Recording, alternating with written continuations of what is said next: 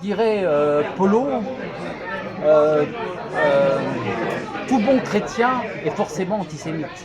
Oui, mais moi j'ai inversé l'analyse. Je me suis posé la question il y a quelques jours. Je me suis dit, attendez, asseyez-vous, parce que de toute façon, on ne vous filme pas. Hein. Ouais. Bon, je me suis dit, j'ai posé la question à mes amis, est-ce que, parce que l'idée ce serait, je suis chrétien, et comme je suis chrétien, et qu'il y a quand même un rapport compliqué avec les juifs, parce que je suis chrétien, je suis obligé d'avoir une position un petit peu problématique avec les juifs.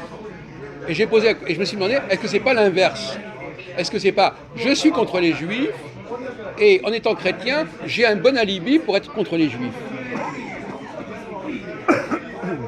Je fais une psychanalyse de l'antisémite ou de l'anti-juif. Et je me suis dit, dans certains cas, ce qui va alimenter l'adhésion au christianisme de certaines personnes, c'est d'abord que c'est un bon moyen de mettre en question les juifs. Oui, mais alors je vais aller un peu plus loin.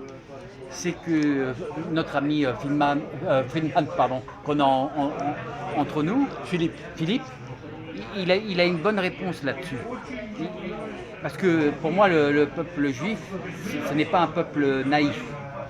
Alors Philippe, il dit, même une personne qui aime les juifs, pour nous juifs, ça ne doit pas être normal. Voilà, oui.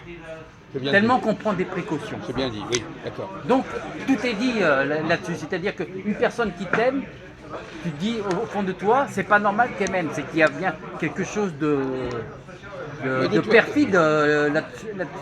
Non mais Et même à la limite, moi je leur donne presque raison, puisqu'on ne doit jamais raisonner par rapport à soi, on doit toujours raisonner par rapport à ses futurs enfants. Comme un homme politique doit raisonner sur 30 ans, sur 40 ans, il ne doit pas raisonner sur l'instant présent. Donc je peux leur donner que raison. Même un homme qui aime les juifs, ça ne doit pas être normal. oui, mais en effet, moi je peux parler de cette question-là. Tenez la caméra, puisque vous ne parlez, on ne peut pas vous filmer. La question, c'est effectivement, c'est que il y a tellement de façons, l'antisémitisme peut prendre tellement de manières, tellement de formes, qu'il est toujours là quelque part. Prenons deux exemples extrêmes. Les juifs sont comme tout le monde. Est-ce que c'est de l'antisémitisme? Oui, quelque part. Parce que ça remet en question le sentiment que les juifs ne sont pas comme tout le monde. Donc quelqu'un qui dit vous les juifs vous êtes comme n'importe qui, c'est déjà une forme d'antijudaïsme. Et évidemment le type qui dit vous êtes spéciaux, c'est aussi de l'antijudaïsme. Et donc, même donc finalement on n'en sort pas. Moi je vais même être plus loin. Si j'étais juif et très intelligent, je suis sûr qu'au fond de moi-même, parfois je me dirais est-ce que je suis antisémite? De toute façon, j'ai eu tout à l'heure une discussion avec comment il s'appelle, Valentin, je crois. À savoir que si il me disait, par exemple pour moi, les juifs d'aujourd'hui sont plus intelligents que les juifs de l'époque de Jésus ou de Moïse. Il me dit vous êtes antisémite. Non, dès qu'on porte un jugement sur quoi que ce soit, sur les juifs, on est antisémite. Je dis non, on a avancé, on a progressé. La bonne critique fait avancer forcément les choses.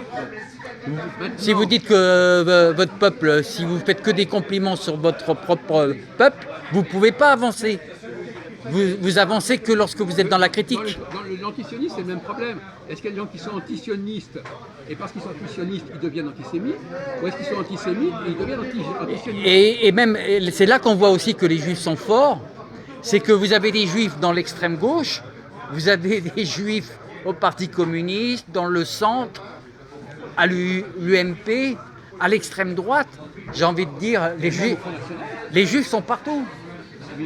Les juifs sont partout. Mais ils ne sont pas forcément ensemble. Oui, mais c'est ça qui est extraordinaire. Parce que vous avez des fois, par exemple, les musulmans, ce que je leur reproche aux musulmans, parce que tout à l'heure on parlait des musulmans, c'est que 95% ou 98% des musulmans votent à gauche.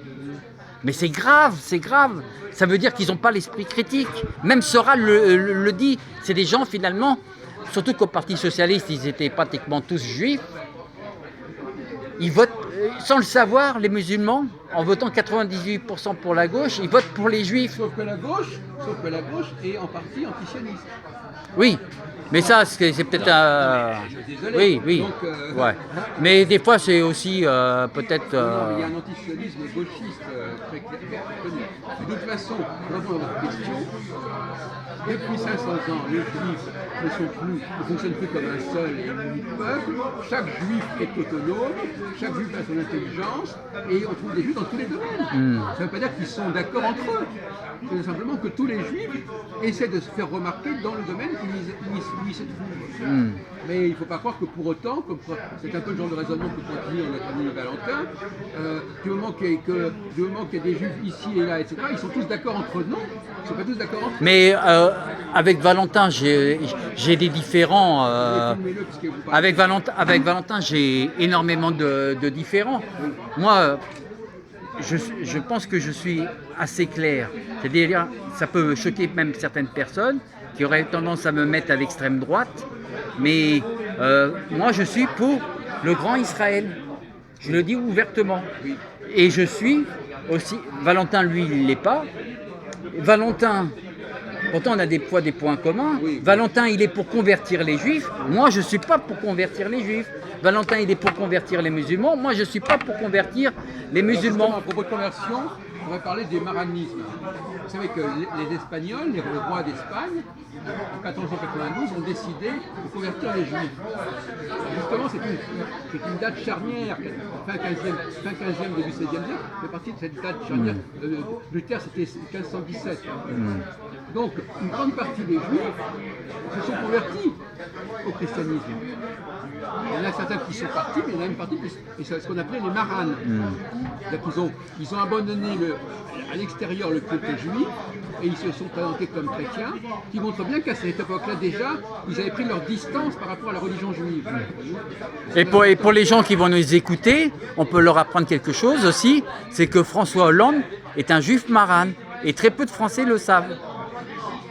Spinoza, par exemple, le grand Spinoza, Baruch Spinoza, il est descendant de Maranes. Voilà. Alors les Maranes, à un moment donné, ils sont restés juifs, des crypto-juifs, et à un moment donné, ils ont repris leur religion officielle. Mais le maranisme, c'est déjà une philosophie très intéressante. Parce que c'est une philosophie presque laïque. Presque laïque. À propos de laïcité, une parenthèse, mais il faut bien que nos amis interviennent. La laïcité, c'est né de l'empire. Quand un empire doit dominer plusieurs pays, il est obligé de trouver un terrain neutre entre ces différents pays. Un pays qui est trop nationaliste et trop fermé sur lui-même, il ne peut pas être laïque. La France est devenue laïque parce qu'elle avait des colonies. Par exemple, en 1905, la France avait un énorme empire colonial. Oui. Grâce à Jules Ferry, etc., le Tonkin, l'Algérie, etc. Et c'est ça qui a nourri, parce que pour pouvoir dominer des peuples et des races très différentes, il faut renoncer à son nationalisme trop limité. Alors, pour revenir à Ismaël, donc finalement, moi je pense... Mais pour vous, la laïcité, ça peut être mis en parallèle à une religion Voilà, c'est ce que j'ai dit dans une de mes vidéos. Parce qu'en France, la laïcité, par exemple, par rapport les Anglais, quand ils nous regardent, pour eux, notre laïcité, elle est digne d'être une religion. Oui. Et pour moi, la laïcité française, elle pouvait exister simplement avec la religion, à la limite juive et chrétienne, mais elle ne peut pas exister avec la religion musulmane. Alors justement, moi j'ai pas cette position-là. Je vais m'expliquer, j'en ai déjà parlé. La laïcité, les religions, au sens classique du terme, elles ont commencé à décliner depuis 2-3 siècles. Elles ont été remplacées par les nations. Il y a des religions nationales. Les religions nationales, par exemple, la religion de la France, c'est pas la religion chrétienne. Même si le christianisme fait partie de l'identité française, la religion de la France, c'est la France. C'est l'histoire de France. C'est l'histoire des rois de France. Et donc la religion de la France, c'est pas la religion de l'Espagne, c'est pas la religion de l'Angleterre. Je vais même plus loin, j'ai envie de dire à ce moment-là, à chacun son église. Si on vous suit, Il y a une à la église- limite. Il y a une église anglicane, une anglicane. Non, mais aujourd'hui, on demande aux gens qui vivent en France, qui arrivent en France, d'adopter la religion de la France. C'est-à-dire de connaître la culture de la France, la langue française, l'histoire de France, etc. Et par-delà toute question religieuse. C'est pour ça que... Oui, mais la religion chrétienne, si vous voulez, elle a structuré la France. Non, alors justement, elle a restructuré, c'est ce que dirait notre ami Valentin, s'il n'avait pas perdu sa langue, mais la religion chrétienne vue de la France, ce n'est pas la religion chrétienne vue de l'Allemagne, ni de l'Italie, ni de l'Espagne. Oui. C'est une religion chrétienne à la sauce française. Oui, je suis d'accord. Donc, Ouais. donc c'est quand même autre chose. Effectivement, donc la dimension religieuse au sens ancien du terme a été remplacée par la dimension nationale. Donc il y a des religions nationales. Oui, c'est pour ça que j'ai Et tout donc à l'heure. on demande à des juifs ou à des musulmans, donc à ce moment-là, contrairement à ce que vous dites, mon cher Jean-Marc, les musulmans peuvent parfaitement adopter la religion de la nation française. Parce que ce n'est plus une question religieuse au sens ancien du terme. Il y a une nouvelle conception de la religion Non. qui est liée, qui s'articule sur l'histoire du pays où on vit. Oui, mais moi je dirais vraiment non parce que à ce moment-là, ça serait pour le métissage. Et moi, en tant que chrétien, catholique, gaulois ou celte, qui a une identité bien affirmée, je suis complètement contre le métissage. Pourquoi le métissage? Oui, un métissage. On demande à ces... C'est-à-dire que moi, je ne conçois pas les musulmans, les maghrébins, comme français. Bon, alors on va laisser la parole à nos amis là. Bon, vous pouvez réagir à ce qu'a dit Jean-Marc. Comme il a dit des choses différentes. Il a dit des choses qui... Non, toi, tu veux, par exemple, il est en train de te dire que finalement, que la France, sa chrétienté,